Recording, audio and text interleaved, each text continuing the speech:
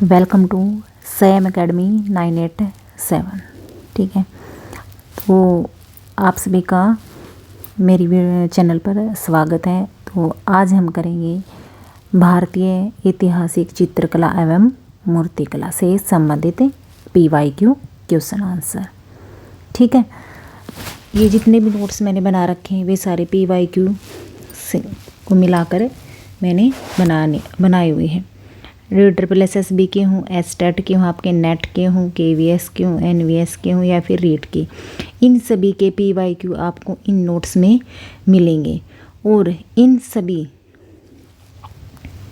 के लिए जो आपकी वैकेंसी निकलती हैं या अब आपका कोई भी टेट का है एग्ज़ाम है या आपकी कोई परमानेंट वैकेंसी निकलती हैं, उन सब में आपके ये नोट्स ज़रूर आपके बेनिफिट के लिए होंगे। ठीक है ना, तो इस वाले नोट्स को ज़रूर अच्छे से याद कर लेना।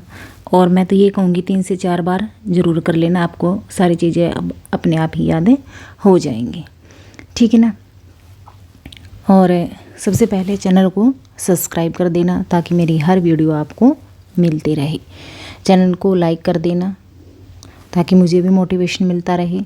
और अगर आपको मेरी ये जो नोट्स हैं, ये वीडियो है आपके लिए, आपको अच्छी लगे, आपके लिए बेनिफिट वाली हो और अपने दोस्तों के लिए भी इसको शेयर कर देना ताकि वे भी इस वीडियो से अपना एग्ज़ाम क्लियर कर सकें। ठीक है, तो आज हम करते हैं भरूच स्तूप। ठीक है ना, आज हम मूर्तिकला से रिलेटेड सारे जो PYQ क्वेश्चन आंसर हैं वे हम करेंगे। ठीक है, सबसे पहले है भरूच स्तूप। इसकी खोज किसने की थी? तो इसकी खोज किसने की थी? 1873 ईस्वी में जनरल कनिंघम द्वारा इसकी खोज की गई थी। भरूच स्तूप की खोज किसने की थी? जनरल कनिंघम के द्वारा 1873 ईस्वी में इसकी खोज की गई थी। भरूच स्तूप अर्ध गोलाकार रूप में है। जो स्तूप होते हैं वे आपके अर्ध गोलाकार रूप में बनाए जाते हैं। ठीक है ना, आगे आ जाता है आपका भरूच स्तूप शुंगों के शासनकाल में निर्मित शुंगकालीन मूर्तिकला का दूसरा महत्वपूर्ण केंद्र है। ठीक है, दूसरा महत्वपूर्ण केंद्र कौन सा? आपका भरूच स्तूप है, जो मूर्तिकला की दृष्टि से बहुत महत्वपूर्ण है। यह स्थान मध्य प्रदेश के सतना जिले में स्थित है। तो भरूच का स्तूप आपका कहाँ पर है? ये आपका मध्य प्रदेश के अंदर है। ठीक है ना, और सबसे ज़्यादा गुफाएं किस राज्य में मिली हैं? वे आपकी मध्य प्रदेश में मिली हैं। ठीक है, और कौन सी नदी पर है आपका? कौन से ज़िले में? सतना ज़िले में। कहाँ पर आपके ये? सतना ज़िले के अंदर है भरूच स्तूप। ठीक है, फिर आपका आ जाता है आगे जो भरूच की जो मूर्तिकला है, ठीक है ना, वो किससे संबंधित हैं, जो मूर्तियाँ वो किसके ऊपर बनाए गए हैं, ये सारी चीज़ें आएंगी। जो भरूच स्तूप है वो अर्ध गोलाकार रूप में है। ठीक है ना, और चैनल को जिसने भी सब्सक्राइब कर लिया है उसका बहुत बहुत धन्यवाद।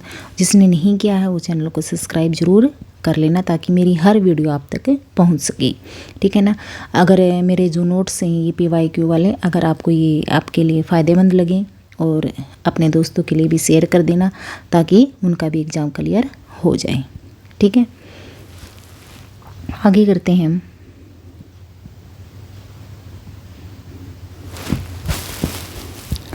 भरूच में पाई गई चलुकोका यक्षिणी की शुंगकालीन मूर्ति हाथी पर खड़ा दिखाया गया है। ठीक है ना, हाथी पर खड़ा दिखाया गया है। भरूच में पाई गई चालुकोका यक्षिणी कहाँ की मूर्ति है? ये आपकी भरूच के अंदर की है। और किस समय की है? ये शुंगकालीन मूर्ति है आपकी। ठीक है ना, आपको शासन का नाम भी याद करना है कि किन का शासन चला हुआ था, और इसे हाथी पर खड़ा हुआ दिखाया गया है। भरूच स्तूप अर्धगोलाकार गुंबद के रूप में ईंटों का बनाया हुआ है। ठीक है ना, तो जो भरूच स्तूप है वो अर्धगोलाकार गुंबद के रूप में बनाए गए हैं और ईंटों का इसमें प्रयोग किया गया है। इसका पत्थर लाल रंग तथा चुनार जैसा खादर है तथा इसका व्यास 68 फीट है। ठीक है, इसका जो पत्थर का है वो कैसा है पत्थर, ये आपका आ जाता है कि जो बरहुत के स्तूप है उसमें किस तरह का पत्थर प्रयोग किया गया है। तो उसमें लाल रंग तथा चुनार जैसा खादार, चुनार जैसा खादार, ठीक है ना, पत्थर का इसके अंदर प्रयोग किया गया। इसका व्यास कितना है 68 फीट, इसका व्यास कितना है 68 फीट है, ठीक है ना। फिर आ जाता है आपका बुद्ध स्तूप और कलाकृतियों के लिए प्रसिद्ध। बुद्ध स्तूप है, जो बरहुत का स्तूप है वो किस लिए प्रसिद्ध है, वो बुद्ध स्तूप के लिए, यानी कि बुद्ध का स्तूप है और बुद्ध से संबंधित कलाकृतियों के लिए प्रसिद्ध है, ठीक है, ये आपको पता लग गया। यानी कि जो बरहुत स्तूप है वो बुद्ध से संबंधित है, बुद्ध से संबंधित है और इसी की कलाकृतियाँ इसके अंदर बनी हुई हैं। बुद्ध की ही जीवन परिचय इसके अंदर दिया गया है, यानी कि जो जीवन है, जीवन कथाओं का वर्णन इसके अंदर किया गया है। बरहुत कला की विषय वस्तु, यानी कि बरहुत की जो कलाकृति है, जो मूर्तियाँ हैं वो किस विषय वस्तु पर बनाई गई हैं, जातक कथाओं पर। पहला तो आ गया आपका जातक कथाएं। फिर आपका है बुद्ध के जीवन से संबंधित दृश्य। बुद्ध के जीवन से संबंधित जितने भी दृश्य बनाए गए हैं वे बरहुत में आपको देखने को मिलते हैं। फिर आ जाता है आपका पशु जगत, ठीक है ना।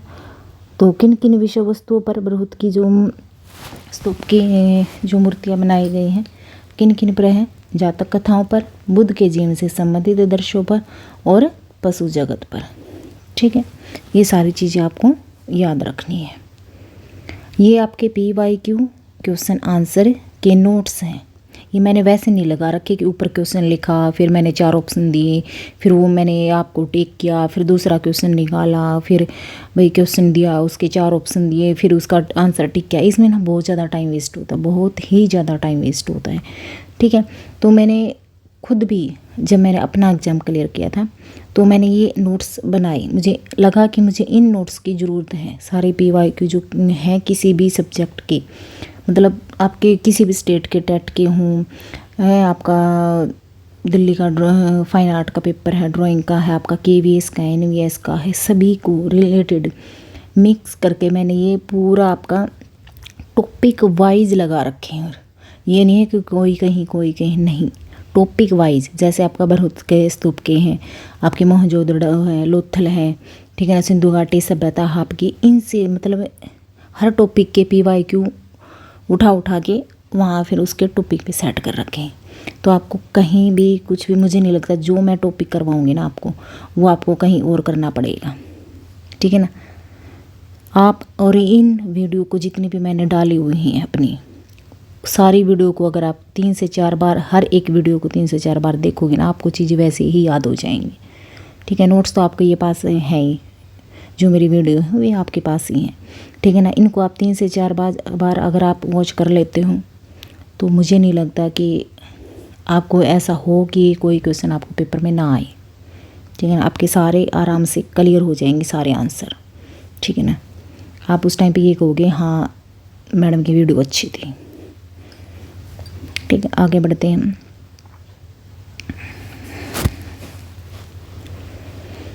मूर्तियाँ लाल बुलवा पत्थर से बनी है, लाल बुलवा पत्थर खादार, ठीक है ना। यक्षिणी चंद्रा बरहुत में ये आपका आया हुआ था कि यक्षी चंद्रा जो मूर्ति है वो कहाँ पर है, आपका बरहुत में है। किस तरह की बनी है, स्टोन रिलीफ से, ठीक है ना। स्टोन रिलीफ जो आपका पत्थर है उससे ये यक्षिणी की मूर्ति बनी हुई है। फिर जो आपकी अन्य जो मूर्तियां हैं आपकी यक्षिणियों की, चालुकोका, सुदर्शना, यक्षी और सुदर्शन मुख्य हैं। सुदर्शना, यक्षी और सुदर्शन मुख्य हैं। ये आपकी, ये तो आपका बहुत बार पेपर में आता PYQ में। ये आपकी अन्य है, ये मैंने डाल दी है कि अगर पेपर में भाई दूसरी पूछ ले तो उसको आपका पता होना चाहिए, ठीक है ना। और कौन कौन सी जो यक्षी हैं उनकी मूर्तियाँ बनी हुई हैं, ठीक है ना। ये तो आपकी यक्षियों में है, चालुकोका, सुदर्शना यक्षी और सुदर्शन मुख्य हैं। फिर आपके क्या है यक्षों में, यक्षों में किस किस की मूर्तियाँ बनी हुई है, गगीतोयख की, सुप्रवास की, कुबेर की, यक्ष आदि की मूर्तियाँ आपको यक्षों में बरहुत में देखने को मिलती हैं, ठीक है।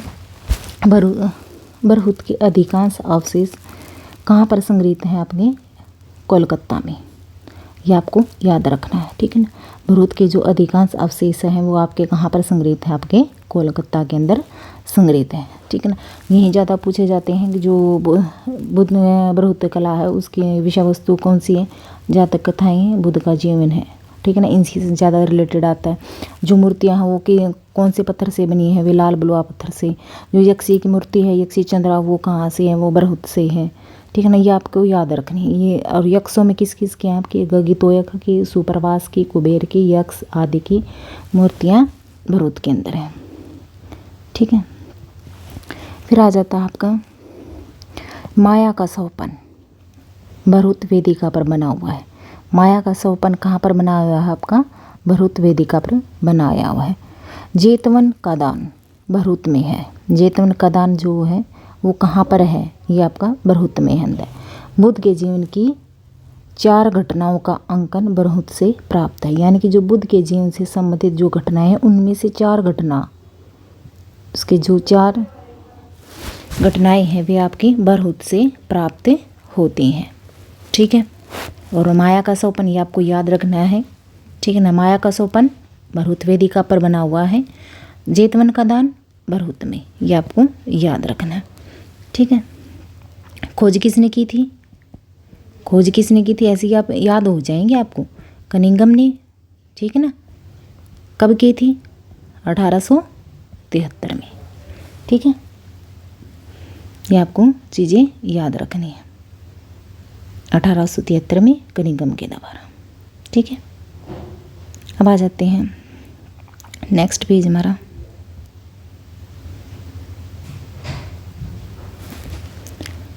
फिर आ जाता है आपका गांधार कला, भी आपके भरूच से संबंधित थे।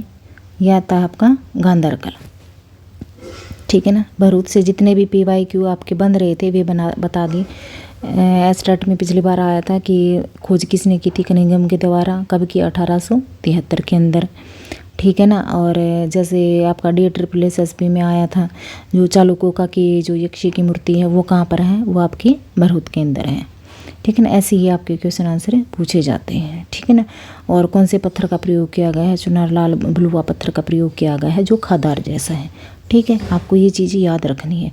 और ये जो भरूच की मूर्ति कलाएँ हैं वो किस के शासनकाल में बनाई गई हैं? वे आपकी सुंगों के शासनकाल में बनाई गई है, सुंगकालीन है वे, ठीक है। ये आपको सारी चीज़ें याद रखनी है, ठीक है।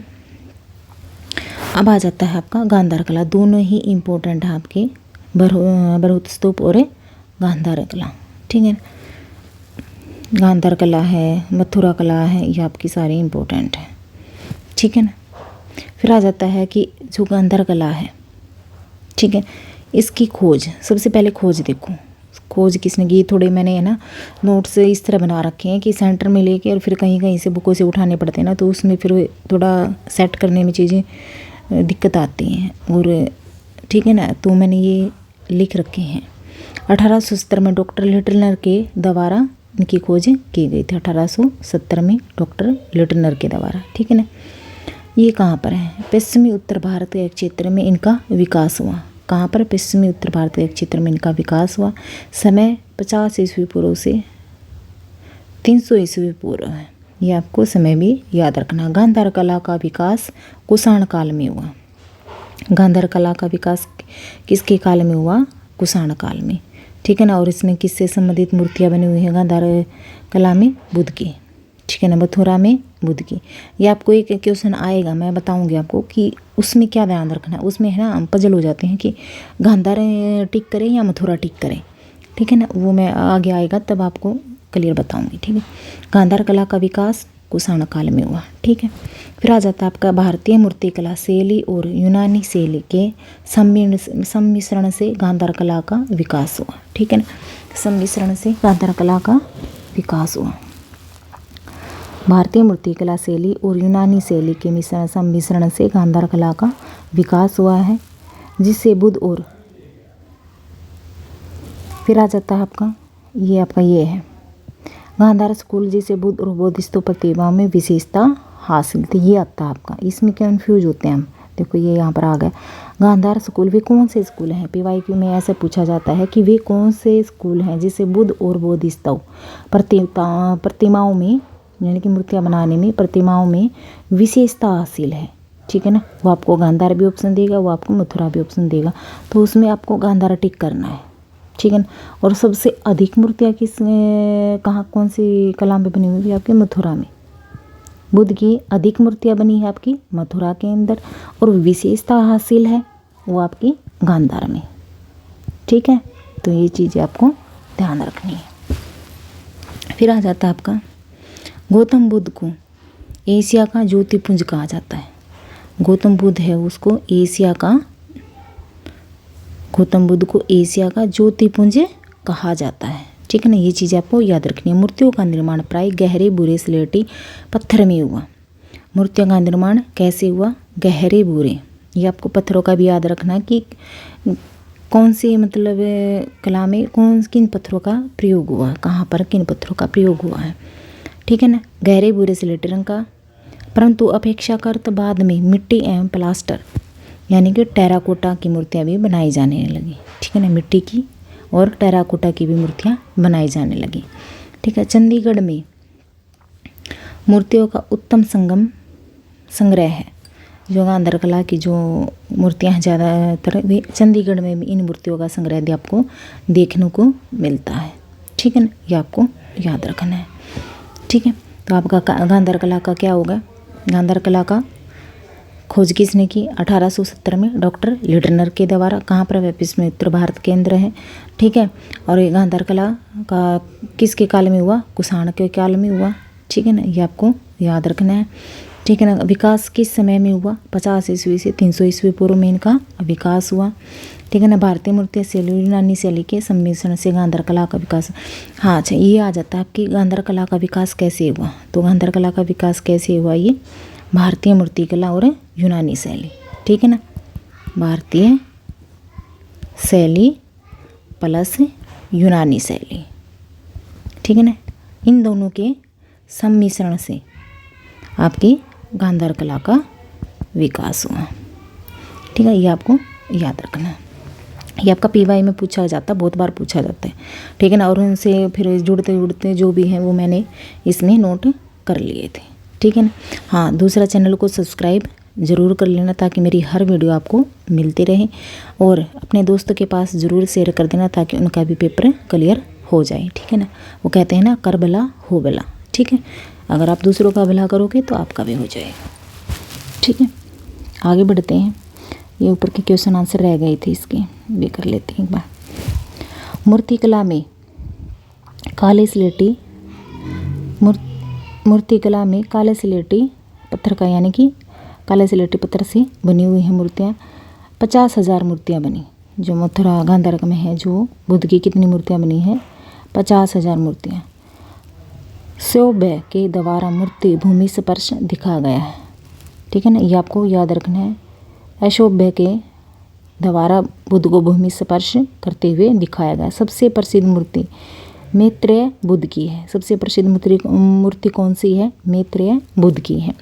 गांधार कला की मूर्तियाँ अपनी विशेष सज्जा, अभिव्यक्ति तथा शारीरिक सुडौलता के कारण सरलता से पहचानी जा सकती हैं। ठीक है, ये आपको याद रखना है। जो गांधार कला की जो मूर्तियाँ हैं वे अपनी किसके लिए पहचान है? उनकी सज्जा के लिए, अभिव्यक्ति के लिए, शारीरिक सुडौलता के कारण सरलता से पहचानी जा सकती हैं गांधार की मूर्तियाँ। ठीक है, काले स्लेटी रंग का प्रयोग किया गया या गहरे भूरे स्लेटी रंग का।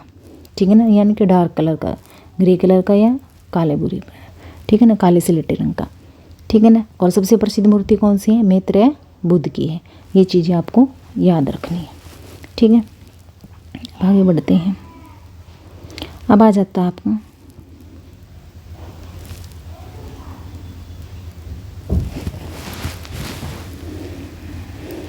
ये हमारा हो गया कि विशेषता किसको हासिल है? गांधार स्कूल को बुद्ध और बोधिसत्व प्रतिमाओं में।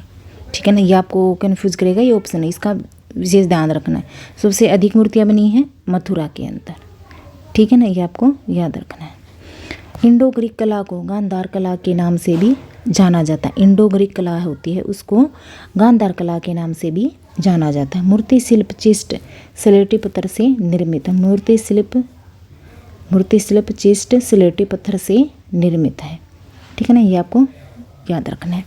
1827 में डॉक्टर लिटलर ने कला के पर्याप्त नमूने अपने साथ ब्रिटेन ले गए थे, जिन्हें उन्होंने ग्रीको बुद्धिस्ट नाम दिया। ये आपका नेट में और RSSB में पूछा गया था, APYQ क्वेश्चन आंसर। ठीक है ना। 1870 में डॉक्टर लिटलर ने कला के पर्याप्त नमूने अपने साथ ब्रिटेन ले गए थे। ठीक है ना। वो कौन सा ब्रिटेन अधिकारी था जो है बुद्ध के जो नमूने हैं वो अपने साथ लेकर गया था, वो डॉक्टर लिटलर। खोज किसने की थी? डॉक्टर लिटलर ने। ठीक है। उनको क्या नाम दिया? ग्रीको बुद्धिस्ट नाम दिया। इंडो ग्रीक कला को गांधार कला के नाम से भी जाना जाता है। ठीक है ना। ये आपका जस्ट स्लेटी पत्थर से निर्मित है। पर्सी ब्राउन ने इसे ग्रीको बैक्ट्यूअर अथवा ग्रीको नाम से वर्णित किया है। ये आपको याद रखना है। पर्सी ब्राउन ने इसे ग्रीको बैक्ट्यूअर अथवा ग्रेको नाम से वर्णित किया है। ठीक है ना। ये आपको याद रखना है सारा। इसके बाद आ जाता है आपका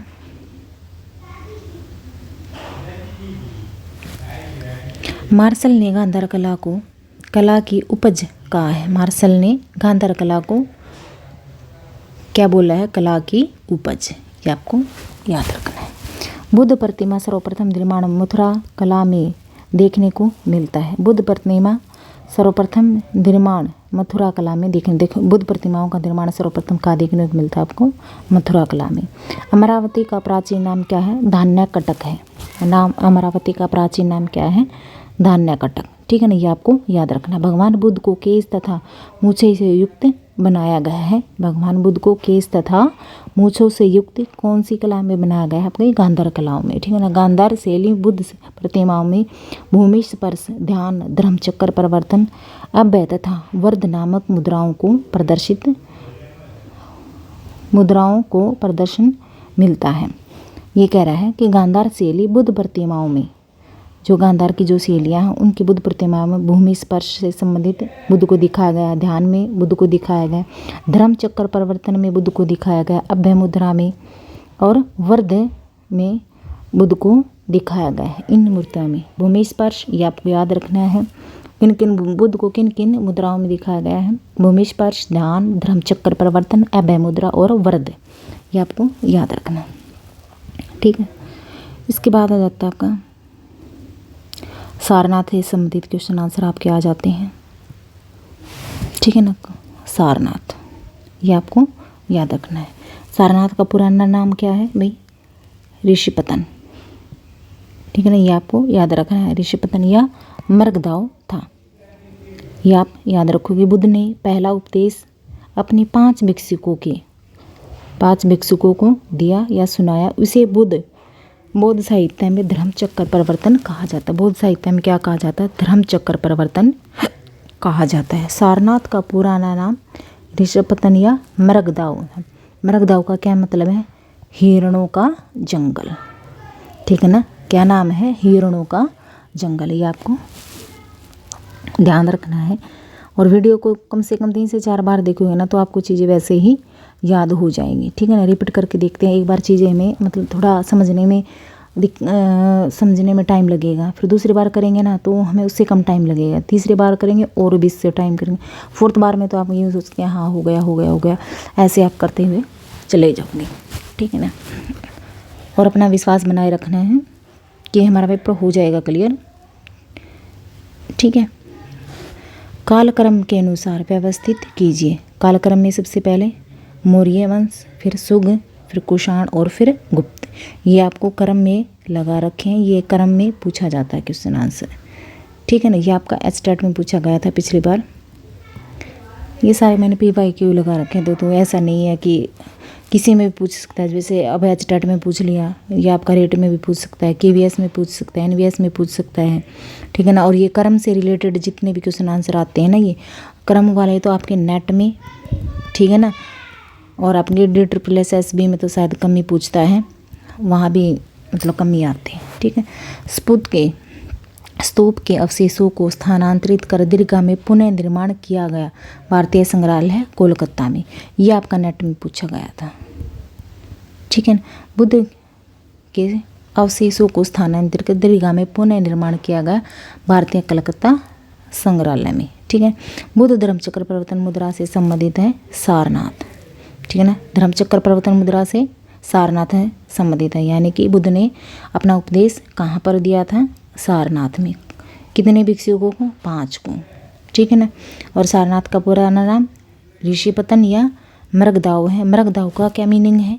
हिरणों का जंगल, हिरणों का जंगल, ठीक है। ये आपको याद रखना। हम आगे बढ़ते हैं। फिर आ जाता है हमारा मूर्तियों में शिरोवस्त्र को कहा जाता है उषणीस, ठीक है। मूर्तियों में शिरोवस्त्र को क्या कहा जाता है? उषणीस। उषणीस का क्या अर्थ है? ठीक है, उषणीस का क्या अर्थ है आपका? सिर पर लपेटकर बांधा जाने वाला लंबा कपड़ा होता है, ठीक है। ये आपको याद रखना है। मूर्तियों में जो शिरोवस्त्र पर सिर के ऊपर जो वस्त्र बांधा जाता है उसको क्या कहा जाता है? उषणीस कहा जाता है। उषणीस क्या है? सिर पर लपेटकर बांधा जाने वाला लंबा कपड़ा होता है अपना, ठीक है। फिर आ जाता है हाल में मेष ऐनाक में कुषाण काल का एक बौद्ध विहार उत्खनन में मिला है। यह स्थल कहाँ स्थित है? अफगानिस्तान में, काबुल। देखो ध्यान से समझो। हाल में मेष ऐनाक में कुषाण काल का एक और बौद्ध विहार उत्खनन यानी कि खुदाई के दौरान मिला है, और यह स्थल कहाँ पर? ये अफगानिस्तान यानी कि काबुल के अंदर है। ऐनाक का क्या अर्थ है? एक पास्तो या पारसियन शब्द है। ऐनाक जो है वो एक पास्तो या पर्सियन शब्द है, इसका आपको ध्यान रखना है। कौन सा उत्खनन में कौन सा नया स्थान मिला है आपको? अफगानिस्तान में है, काबुल, ठीक है। आगे करते हैं। फिर आ जाता आपका स्थानक प्रतिमा होती खड़ी हुई। स्थानक प्रतिमा खड़ी हुई होती है। मथुरा की बौद्ध प्रतिमा स्थानक व आसन दोनों मुद्राओं में खड़ी आभामंडल युक्त बुद्ध खड़े हुए व पद्मासन में बनाए गए हैं। ये ध्यान से समझो। जो मथुरा है आपके, ठीक है ना, मथुरा की बौद्ध प्रतिमा स्थानक व आसन दोनों मुद्राओं में खड़ी आभा मंडल युक्त बुद्ध खड़े हुए एवं पद्मासन दोनों मुद्राओं में बनाए हुए हैं मथुरा में। मथुरा में मथुरा कला शैली का विकास हुआ, ठीक है ना। मथुरा में किस कला शैली का हुआ? मथुरा कला शैली का आपका विकास हुआ। कुषाण काल के समय मूर्ति कला का बहुत बड़ा केंद्र था, ठीक है ना। जो मथुरा है वो आपका कुषाण काल के समय में मूर्ति कला का बहुत बड़ा केंद्र था, ये आपको याद रखना है, ठीक है। उसके बाद आता आपका मथुरा शैली, ठीक है ना। आपकी मथुरा शैली हमारी 3 हो गई। बरहुत, ठीक है ना, बरहुत स्तूप हो गया हमारा। दूसरी हमारी गांधार शैली, तीसरी हमारी मथुरा शैली, ठीक है ना। जो मथुरा शैली है उसका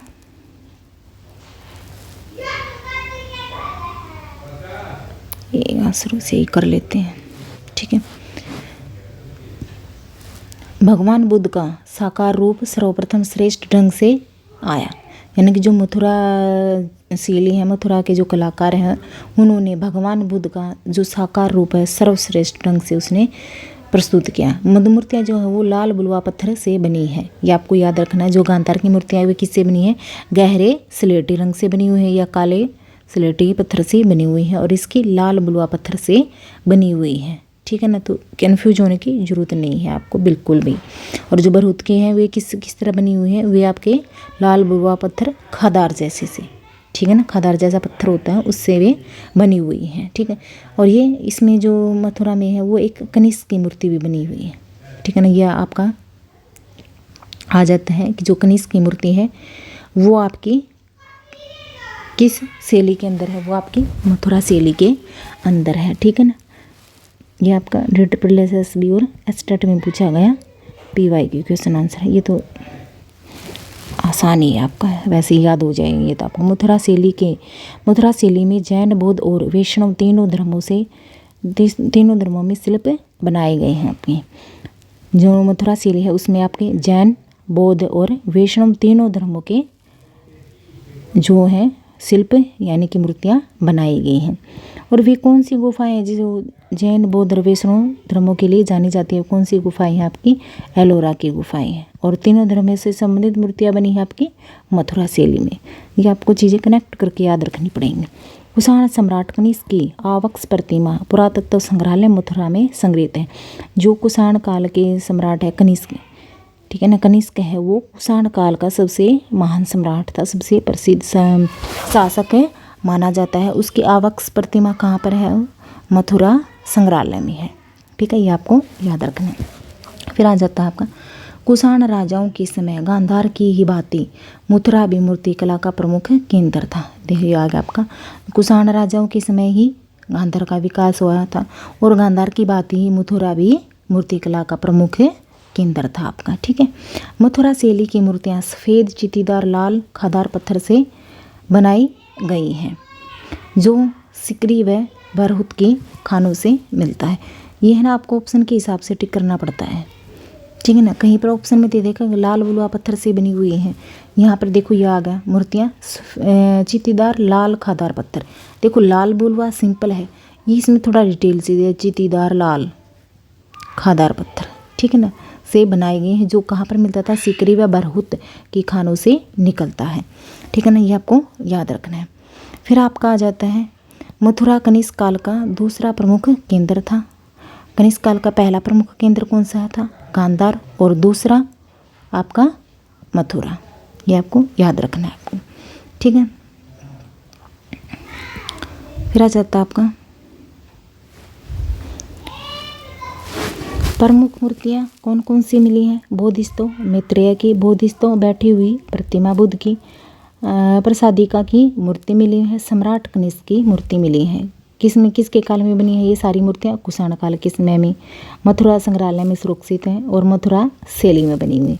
ये चारों मूर्तियाँ आपकी मथुरा शैली में बनी हुई है। बोधिस्तव, मैत्रेय, बोधिस्तव की बैठी हुई प्रतिमा आपकी, प्रसादिका की मूर्ति, सम्राट कनिष्क की मूर्ति। ठीक है ना, ये आपको याद रखना, कुषाण काल, मथुरा संग्रहालय और मथुरा शैली।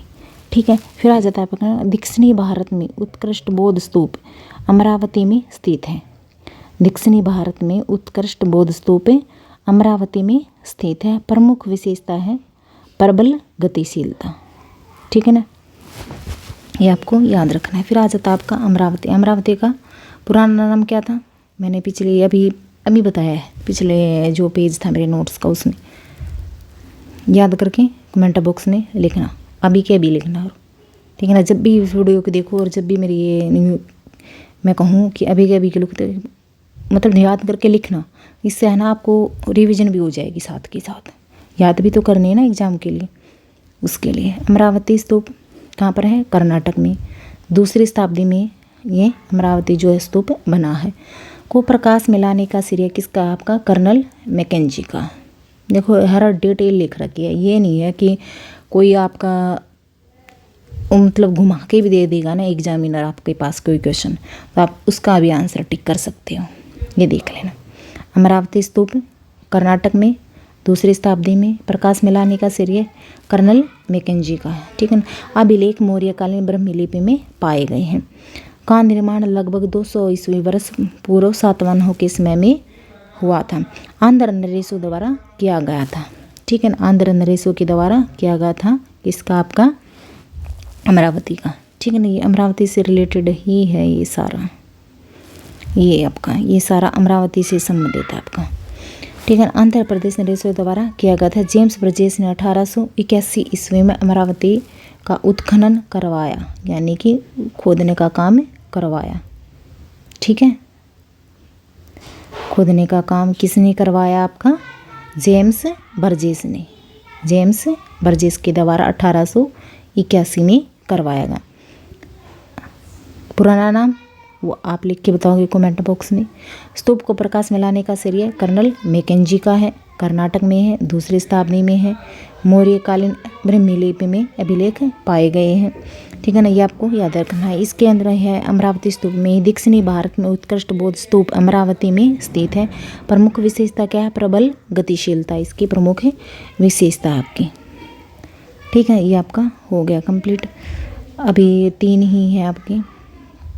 ठीक है, तो आप सभी जो है ये जितने भी PY के क्वेश्चन आंसर है वे ध्यान से अपने कर लेना। और वीडियो को कम से कम, मैं फिर कहती हूँ, 3 से 4 बार देखे बिना आपको याद होंगे ही नहीं, क्योंकि मैं भी पता नहीं 10 बार याद करती थी तब जाके मुझे याद होते थे।